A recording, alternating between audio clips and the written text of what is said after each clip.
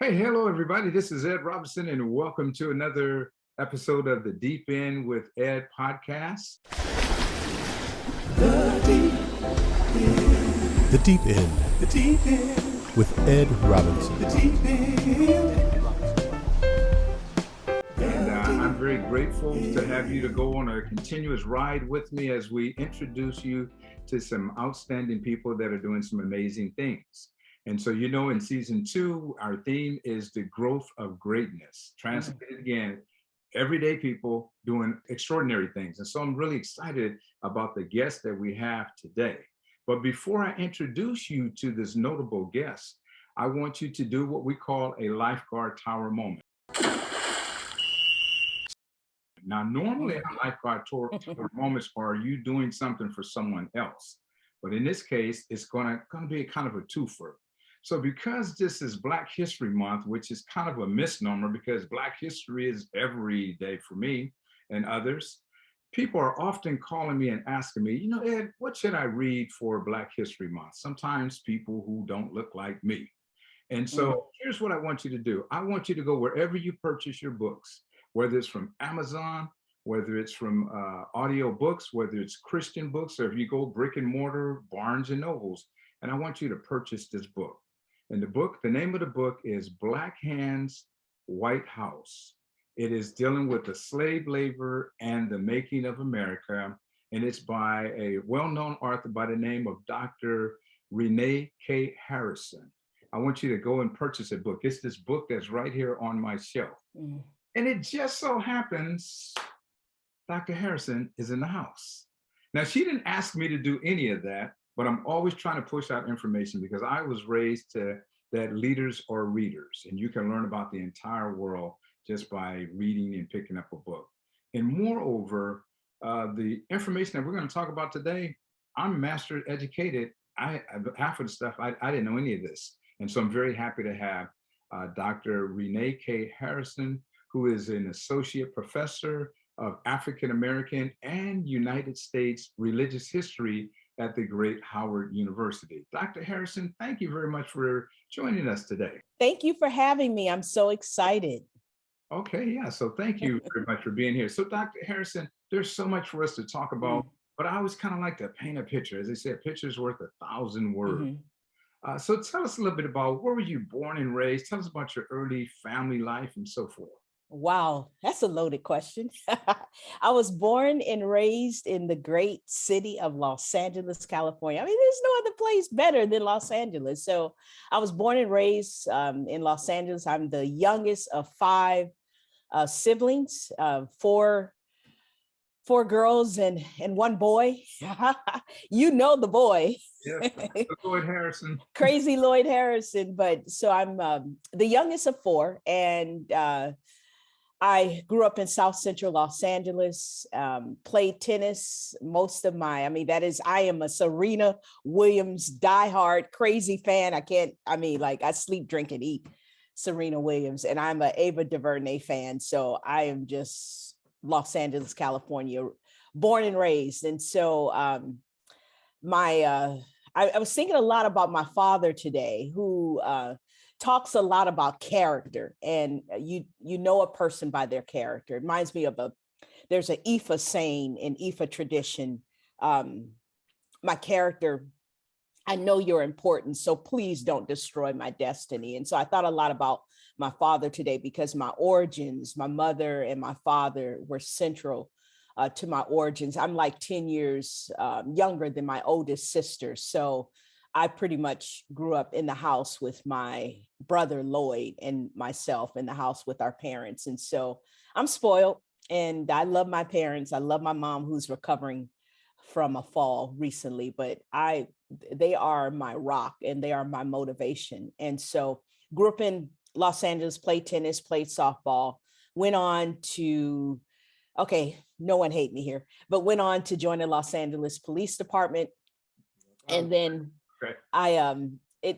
the funny story about that is that I really wanted to be a journalist, and I really wanted to write. And so after I finished Cal State Northridge in journalism, I was applying for positions in journalism, and a friend of mine down a couple of houses down, Valerie Gaston went for criminal justice to Long Beach, and she wanted to be a part of law enforcement. And so I went with her to take the exam, and I was sitting there and the recruiter recruited me, and I thought, no way.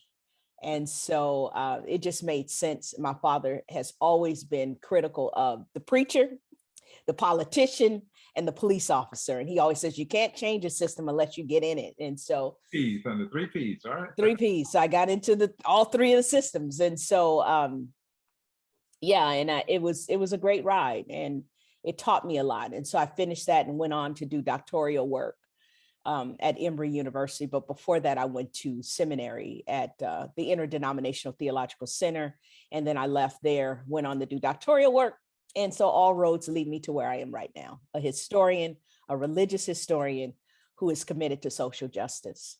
Wow. Thank you, Dr. Harrison. I mean, very, very impressive pedigree and background. And then your family. Give a shout out to mom.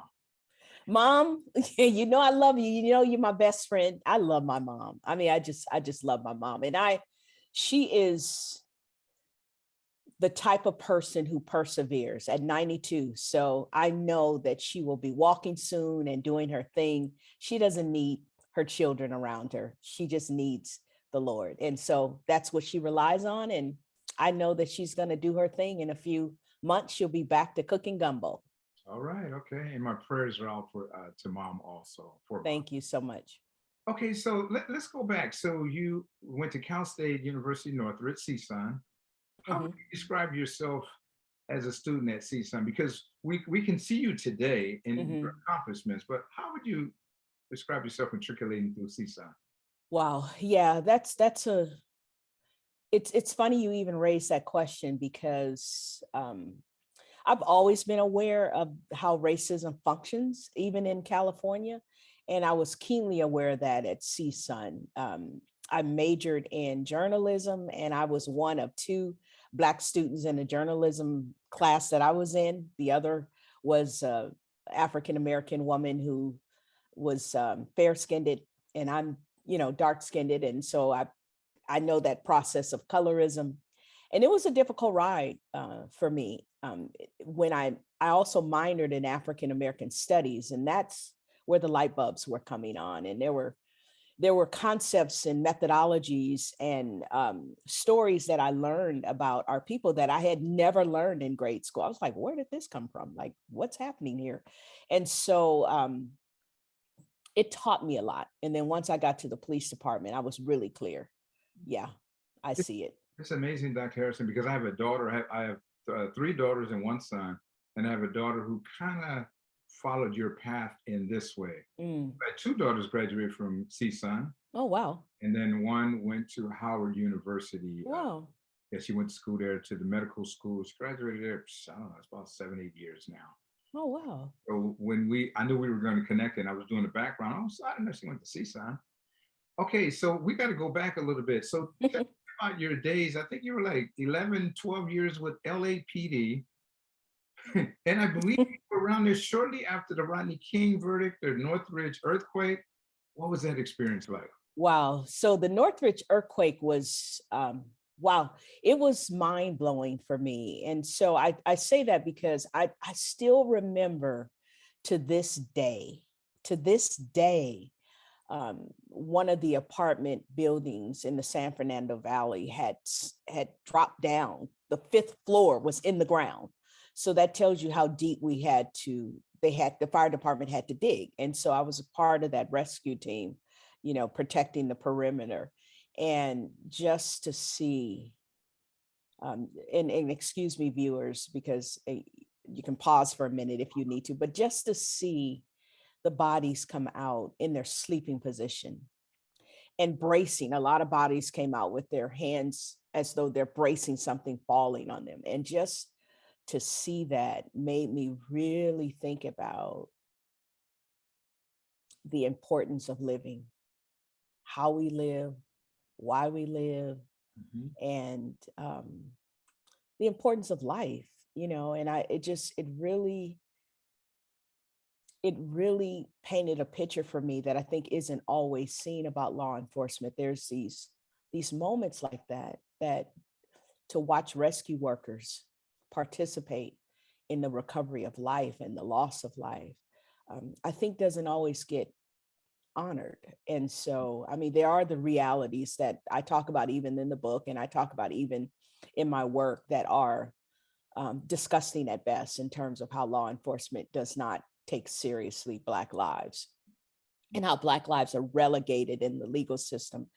But I mean, the side where people earnestly give of their lives to protect another, that in that moment with the earthquake opened my eyes really to. How long had you been on the force when that happened? Yeah, so I came on the force 1984. Okay. So that was, I'm I'm my math is off. So about 9 to 10 years. about 9 or 10 years. It was just before, because I know I left not too soon after Rodney King. Okay. So it's kind of that dynamism, right? Where people are protecting lives, but then they're also playing a role in the loss of life, the violent, racist loss of life. And so it's kind of those two realities that. What were some of the key roles at LAPD that you played? I started on the street, and so I worked. Michael Brox and Bjork. I just never forget my first two training officers. Michael Brox is still around today and doing his thing, and Okay. he's writing himself about racism in law enforcement, but he's retired now, and he actually has a book out. I just can't think of the name of it off my head. But so I started with the two of them, and that was at Wilshire Division, and that was just an exceptional experience. And then I left, and I worked downtown Central Division, and I worked the B-Wagon and the burglary car for a while. And I did a little bit here and there with the narcotics team, undercover narcotics. And so that wasn't a continuous role. That was when they need you, they brought you in. And then the highlight for me was recruitment, and then DARE. I went into the DARE program, and that's when I really remembered that my joy is teaching. And so I stayed with DARE for about 6-7 years. You've always been, so to speak, a teacher at heart. Always. And then what about, so I know you also was the executive director of Leap Faith Production. Tell us about that journey. So I was 14, 15 years old. My parents took me to, I think it was this was in South Central when it was, I think it was the Shrine. I can't remember the name of this theater, but I can see it to this day. And we went to go see Stephanie Mills in The Wiz. Yes. I'm dating myself. I remember that. And I saw Stephanie Mills in The Wiz, and I was like, I know what I want to do with my life. I want to do theater. Okay. And so I was 14, 15 years old. And I said, I really want to do theater. And so my dad said, if that's what you want to do, that's it. And so I used to do these theater productions, and Lloyd doesn't tell the story, but he was nowhere near the church. You can cut this out if you need, but he was nowhere near the church. He played a preacher in one of my plays, and next thing you know, he's going into preaching. But so I did theater from the age of 15. And my dad used to be in the garage, constructing these sets for me. And my mom would sew all the costumes. And I ended up doing 4 or 5 theater productions in the city. It is my joy. Theater is my first love. And so I ended up, and I still do theater. I do theater in DC. I do theater wherever I go. I do a theater production. And so the latest work I'm doing is called A Requiem for Black Bodies, and it's about police brutality against Black bodies. So all my roads in some way seem to kind of keep overlapping each other. And so I ended up doing theater. And when I left LA, I gave up. It's the executive director of A Leap of Faith Productions was something I started, had a 501(c)(3). And then when I left, it kind of disseminated, but I still carry the work with me wherever I go. So how do you reconcile working at LAPD, law enforcement, productions, theater productions, into teaching as a professor at Howard University? How do they intersect? Yeah, I used to pray and be like, okay, I totally don't understand this, God. You have some explaining to do. And now the roads make sense to me. They make sense to me. So I was, and I'm going to take it back just a little bit, but I was doing theater in LA, and I wanted to use Bishop Blake's church, his theater. He has a nice theater. I can't say I wanted to go to church, but I wanted to use the theater. Great show. Yeah. So I really wanted to use the church. So I was working recruitment at the time. So part of my recruitment were the colleges and the churches. And so I went to I went to Bishop Blake's church, to recruit so that I could somehow get the theater. And I met Darren McAllister and Judy McAllister. And they changed my life. But Darren said, I tell you what, you can recruit me with LAPD and you might even be able to get the theater, but you have to come to church. And so I did. And I ended up with Ed and Darren. We started a law enforcement fellowship in response to the Rodney King verdict. And I just started working with Darren and Ed at West Angeles. And there you have it. We became a team, and I started doing theater from the church, and it just all kind of connected. I was doing law enforcement, but then I was doing theater. And then I realized what was problematic in the city, the disenfranchisement of Black people, and people, not even just Black people, people without access. It made sense that theater would be the vehicle by which I could speak that message. And then so teaching became the vehicle by which I could teach that message. And so it all made sense. Theater is teaching to me. It's just dramatically done. And when I'm in the classroom, they're like, Dr. Harrison, can you sit down right now? Because I'm dramatic in the classroom. And so it's all teaching to me. It really is when I look at it as a whole. Dare was teaching, theater is teaching, and now I'm just teaching on a college level. Okay, that makes a lot of sense. So, Dr. Harrison, we want to jump into your book, but before doing so, I had read where you had talked about summarily this had been birthed inside of you for like 10 years. Mm-hmm. Now you're doing one of your Saturday walk-arounds, and a young man by the name of Christopher Hobson, I believe, is walking with you. He gives you a little motivation. Tell us, talk about that story a little bit. Well, I really appreciate you pulling that out. I really do. I've had several interviews, and you pulled that out. So let me just give a shout out to you for that. Because Christopher was, I believe, 13 at the time, I think I say in the book. And he was a young Black, and I don't know what it is with young people. I mean, they gravitate towards me, especially young Black males. And I think it's important because they get such a bad rap. And when they're doing the work, we need to celebrate that. And so I had moved to Washington, D.C. to teach at Howard in 2010. Okay. And when I arrived at Howard, I was still teaching in Ohio. And so I hadn't found a place to live. So I would carry a suitcase from Ohio to Howard back and forth. I was still living in Ohio. And so one day the interim academic dean, Ron Hobson, said to me, Renee, like, why do you come in here every week with a suitcase? And I said, because I'm going home to go to sleep. And I was flying in. Really? And he was like, you've got to be kidding. Like, if anything, Black people know how to be hospitable. He said, so I tell you what, we have two houses in the city. We have a house in Maryland, we have a house in DC, and you're more than welcome to stay at the house if you are okay with staying with two gay men. I was like, please give me a break. So his partner, Nick Manning, who worked at the World Bank at the time, met me, did not know me, met me outside their home because Ron had something to do. And he met me outside their home, and he says, hi,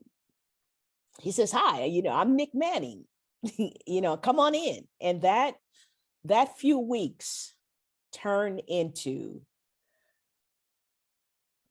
4 months. They didn't expect anything. They didn't ask me for anything, but I would spend those days because they were just not even a mile from the White House, right? I actually was probably, I wouldn't even say a fourth of a mile from the White House. And so I'd spend those days, they watch Rachel Maddow and they're eating dinner and I'm sitting there with them. And so I'd spend the weekends on Saturdays walking down to the National Mall. and Christopher would come with me sometimes. And so I said, well, we're going across the mall, we go into the Holocaust Museum, and I'm just so overwhelmed by the exhibit of the shoes. I mean, it just, I just, the feeling of that apartment building the feeling of that apartment building, the Northridge earthquake, what it did to me, it's the same, it's those moments where life causes you to pause. Yeah. And think about what's happening. And so I saw those shoes and I thought, oh my God. And we left, went back to the house, and those shoes were still with me. But what was also with me, that there was nothing, not one thing on the National Mall that said anything like the shoes about slavery. So I was like, here is America. Like, they have no problem putting, which should be up. I celebrate the erection of the Holocaust Museum and Memorial, but there was nothing on the mall. And so I was just dismayed, and I kept talking about it the way I am. I kept talking about it. And Christopher kept saying, well, that means you need to write about it. Why don't you write about it? Shut up and write about it. He's 13 at the time. He was 13 at the time. And he would come to me every week and say to me, are you going to write about it? Are you going to write? And it was just in my ear. And I've always had my journey has always been about the ancestors. It's never absent of that. Even as a child, even doing plays, even writing poetry, everything is about honoring their work. So it just made sense. And I started crafting the book, and the National Museum was erected. Right. And so people are like, oh, what do you need to write about? It's there. And I was like, no. When I say the shoes, I'm not talking a place where artifacts are housed, because I think the museum, and I'm a North Star member of the museum. I think it's the best thing ever, but it's a repository of artifacts. I'm talking about America honors monuments. I mean, they honor monuments. That's why there's this whole discussion about putting some up and taking some down. But America, since its inception, has erected monuments to make a statement about what America values. And so in DC, it's just monuments everywhere. And I'm like, well, America, I understand your origins with George Washington, Thomas Jefferson, and I understand your love of war, because you have war memorials everywhere. But where is there anything that says about the atrocities of American slavery? Only that, not slavery and then how we freed them, but just slavery. And then the work of those that built the country. And so it took me on that journey. And we're going to jump into this. So let me pull something out. I want to read something from your book. It was a quote from former First Lady Michelle Obama, and I believe it was, which chapter it was. Let's see. Oh yeah, chapter 4. I'm just going to read this. It says, generations of people who felt the lash of bondage, the shame of servitude, the sting of segregation, but who kept on striving and hoping and doing what needed to be done, so that today I wake up every morning in a house that was built by slaves. And I watch my daughters, 2 beautiful, intelligent, Black young women, playing with their dogs on the White House lawn, end quote. That's from First Lady Michelle Obama at the Democratic National Convention. So those that are viewing this, I want you to see this. So there's nothing up here right now. It's blank right here from a metaphor. But when I put this book here, it kind of occupies, and it seems like to me, Dr. Harrison, that's what I hear you saying. Because I think about all of the monuments. You alluded to some, the Jefferson, the Washington Memorial, like 500 something feet, the Lincoln Memorial, 19 feet statue, whatever, the Supreme Court. I think about all of those things, the Capitol building, and thusly the White House. And there's nothing there. So I'm as a professor, as a historian, as a educator, I'm not putting the onus on you. I know, again, as I said, coming all the way from elementary to graduate level, nada. I hadn't heard anything about this. Why? What's going on? Yeah. And when you say you haven't heard anything about this, meaning the history that I outlay in Yes, Yeah, yeah, what you lay out in the book and all of the things, just yeah. What was clear to me is, mm, so do you prefer me to call you Ed or Mr. Robinson? You tell me. Ed, I'm a homeboy from Compton. So, okay. So, Ed, you know what's amazing to me? I began the process in 2010. And I think when Michelle Obama made that quote, it was 2008 or 2000. Yeah. And so I had been 8 years into the research. And so when she said that, because I was watching when she said that, and I thought, I started teaching at Howard, but before I was teaching at Howard, I was teaching at Emory and I was teaching at Payne Theological Seminary. And so what I'm teaching, I've been teaching since I was at Emory. So that's like 2000. And I always leave these classes with students staying 2 or 3 hours beyond the time because they're enamored by the fact they had never heard the history. They're like, where did you get that? So much so when I did a presentation, even this past Saturday, before a predominantly white body, and one of the persons on Zoom had said to me, one of the questions was, do you have footnotes, right? And I had to kind of sit with that for a second. Okay. But that idea is why we're in this situation, right? Because, and then let me say this two ways. The information that I uncovered is readily accessible. Okay. It's what historians in their biased approach choose to tell us about history. And as long as the victor tells the story, people like me that come on board to tell the story will be relegated to questions about, do we have footnotes? Dr. Harrison, repeat that one more time. That was profound. I want listeners to get that. As long as the victor. As long as the victor tells the story that the victor is telling, because the onus is on the victor to expand the story. But as long as the victor tells the single story narrative, people like me and people that look like me will be relegated to questions about footnotes. The victor story is assumed. The victor is never asked about footnotes. And so here it is, we have an American history that is assumed as the story because the victor is telling it, right? What does it mean to have a Washington monument and a Jefferson monument along with that monument of nobility and bravery? It's the story that they own Black people to build Mount Vernon and Monticello, to build the monument by which they're standing in, they're erected in. So, I think I had a group of, I love, my sister Sharon's an educator. She motivated me in teaching, and she's just one of the most phenomenal teachers I know. I dedicated the second book to her because she inspires me to teach. But I had a class of educators, administrators, primary, secondary educators, and they were sitting in my class and they were saying, where did you get this from? Right?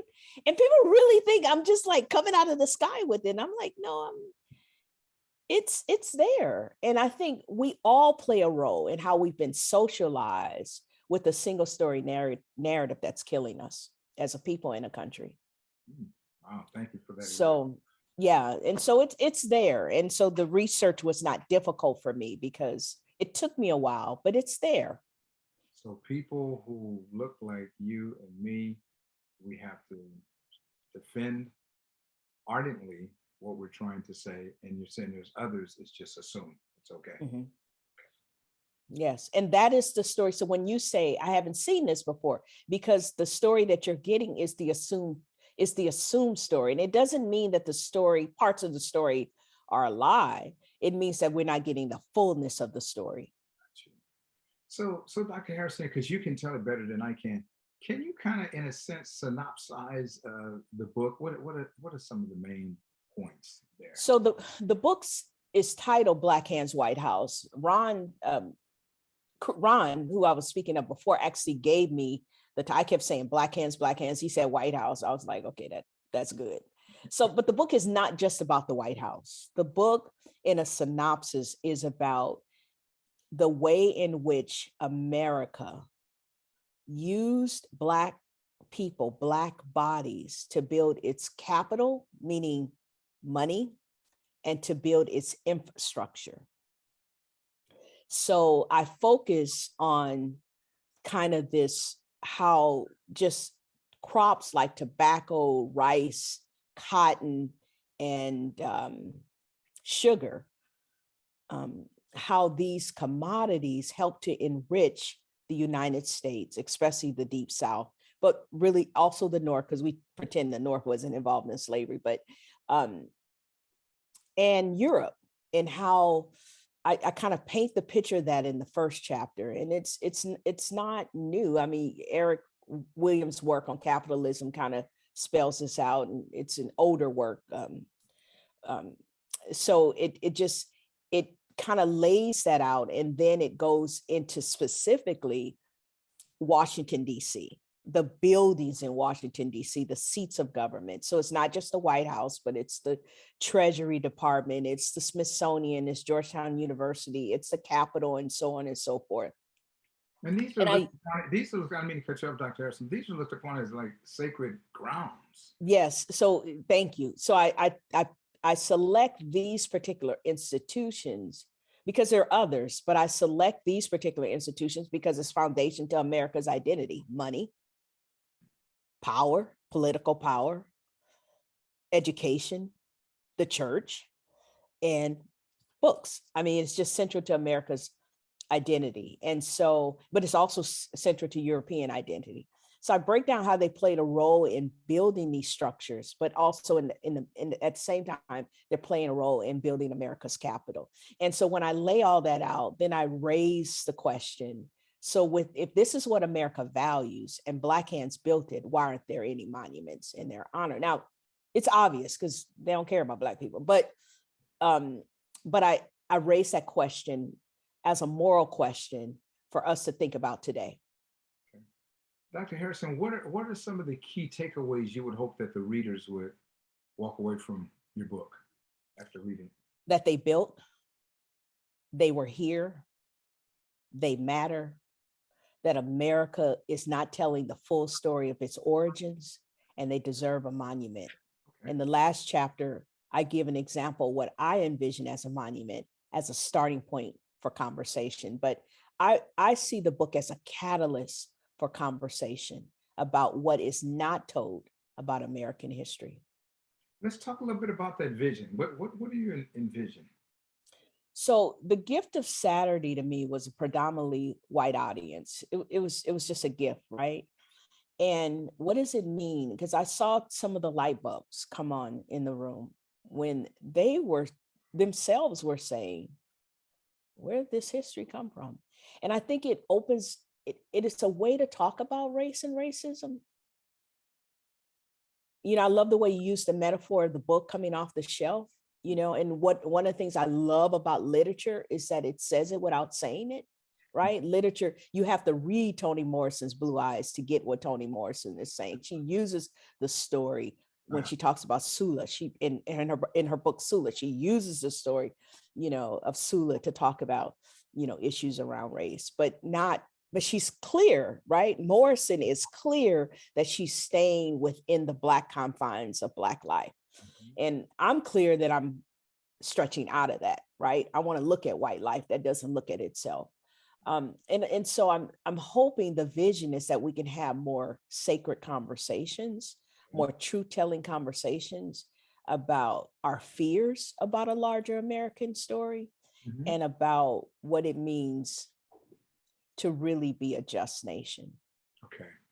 And by the way, I know you mentioned that a couple of times, and I don't know if this is the one you're referring to, but I happened to see last week, it's on YouTube. It's an evening with Dr. Renee Harrison, and it was a very robust presentation and discussion about some of the things that we're talking about. Is that the one, Dr. Harrison, that you were?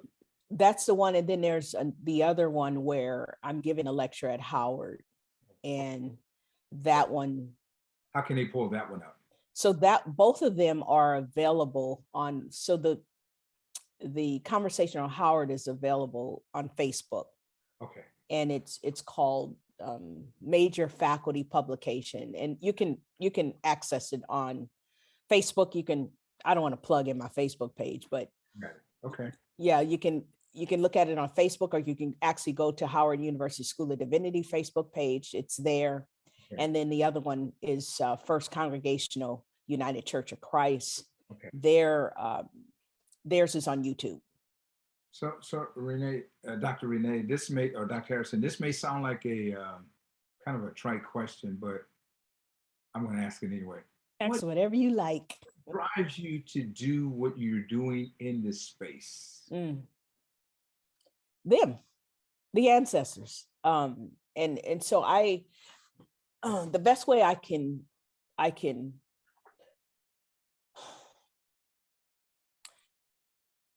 everything I do is connected to the purpose by which God has placed me here on this earth. It's never, and that purpose is tied to their story. It's never separate. You know, I remember my Baba, one of the priests, said to me about this, that you have to be in relentless pursuit of your destiny. So when the hunter sends the dog out, right, on the hunt, and I know this metaphor can be a bit problematic, but walk with me on the metaphor. So when the hunter sends the dog out on the hunt, the dog has to be in relentless pursuit of what he's being sent out to do. And we're all being sent out to do different things. And we may all describe the hunter different. That's what I love about being Black. And right. And we talk about the origins of Black people. We're not talking about it the same way. And I think that's beautiful. Right. Mm-hmm. So I'm saying the hunter as a metaphor, mm-hmm. not as an absolute. Sure. Right. But the hunter sends that dog out, and the dog is in relentless pursuit until it achieves what it's intended to achieve. And so I'm in relentless pursuit and unto death. Okay. And I always have been. My plays, everything I've done has been centered around the story. Okay. And their story. Yeah, and I can feel your energy and your passion, and I certainly appreciate that. So, thusly, where are we in the movement to build a monument to honor those slaves and servants and Black, mm-hmm. Native Americans who had things taken away from them? Where are we with that? So there was a bill that hit the floor about maybe 5 years ago to erect a monument, but it died on the floor of the House. And so there are other bills that are starting to emerge. In the meantime, and people will always say, well, they have money. Didn't you just see what they did in Alabama and what they're doing? So I'm talking about our nation's capital, the seat of America's government. That's what I'm talking about, because all the countries that were involved in the transatlantic slave trade, there were many countries, but the ones that I outlined in the book as seminal was Portugal, Spain, the Netherlands, and Denmark and France, right? Actively involved in the slave trade. And of course, the Crown of the Crim is England, right? In the end, right? So I traveled to these countries to see in their capital cities. I went to the capital cities of each of these countries to see what monuments they had erected in relation to slavery. But I started outside of the transatlantic slave trade. I started with I started with Germany, because the shoes led me to Germany. I wanted to know what were the Germans saying about their role in the Holocaust. And I went 4 visits there. It was the best experience. Berlin was the best experience for me. And it educated me in terms of what Berlin was doing. It wasn't exhaustive, but it was a start.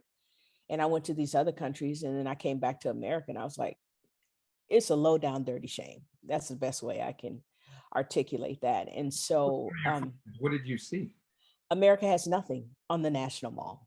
I mean, of course, they have Freedmen's Memorial that I kind of talk about in chapter 6, but I mean, the guy is kneeling down, looking up at it, Lincoln.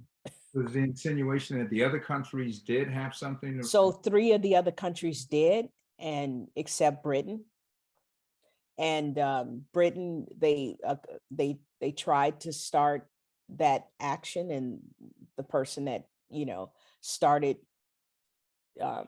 to erect and design basically it didn't happen. That's the best way to say that. So Britain is still like America, not seeing that roll through. France is just exceptional in its acknowledgement. And so anyway, I realized that there is this tension between what America will accept about itself and what America likes to, what America accepts about itself and what America is not telling about itself. Well stated. So, Dr. Harrison, if anyone wants to get involved in a movement or something towards this end, any listeners that may be tuning in and they want to find out how can they get involved, is there a way or a method to do so? So, and let me go back to the previous question to bookend that question.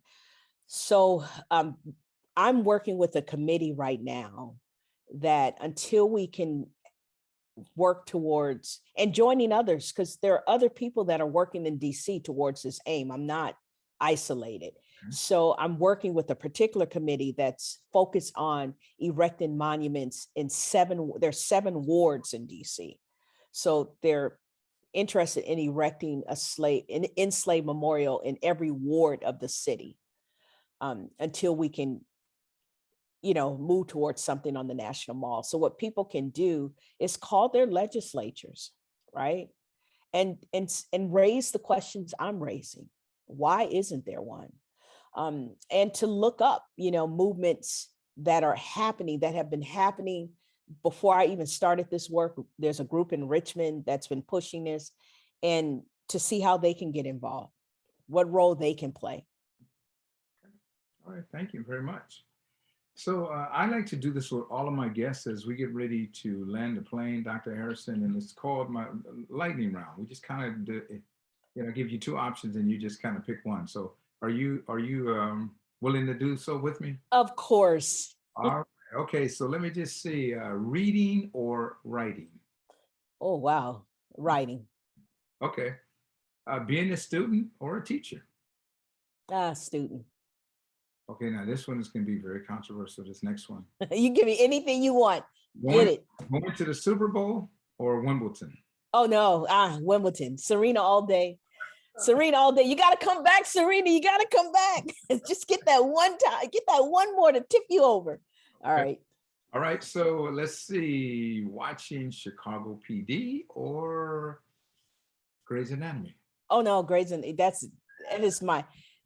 Shonda, I love you. That is my heart. Grey's Anatomy and This Is Us. Okay. You didn't have to think about it. No, not at all. No, not at all. It's number 1. Queen Sugar, Grey's Anatomy, This Is Us. Okay. So Dr. Harrison, if someone wants to connect with you offline, how do they do so? So they want to connect with me offline, they can reach me at Renee, RENEE .Harrison at HARRISON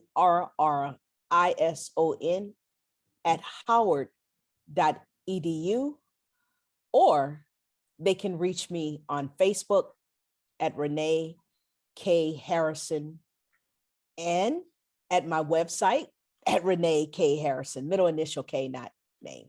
Okay.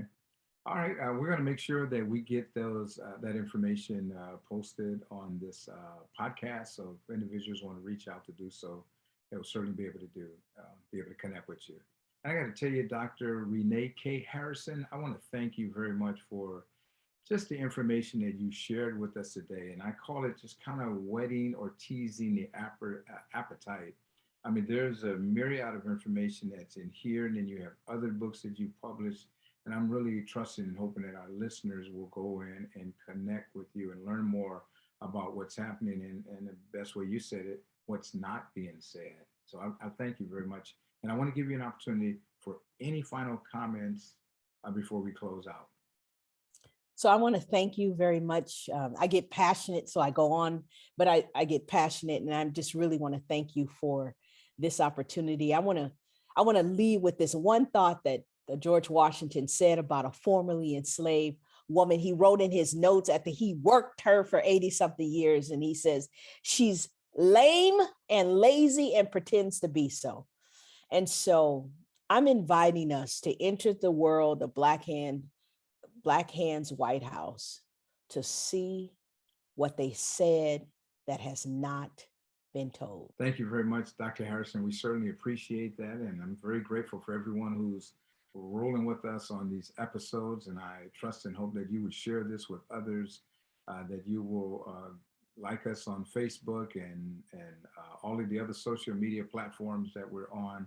Make sure you connect with us so we can be in contact with you. I'm at Facebook at Deep In With Ed, and the same thing, you can find me on the other social media platforms.